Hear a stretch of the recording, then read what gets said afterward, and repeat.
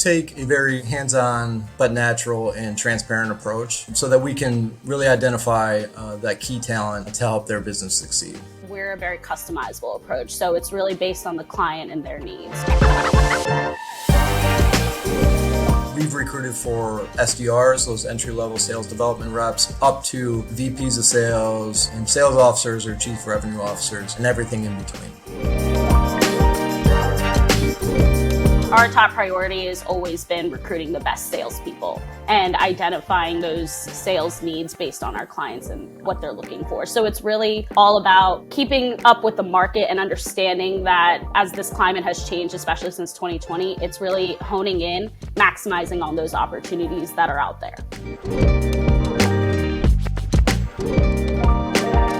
Really keep it as simple as possible. Nowadays, there's a lot of other firms utilizing retainer fees and more complex structures.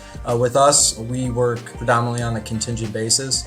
We usually don't get paid unless we place a candidate. We can be very flexible from a budgetary standpoint because we want to be a partner.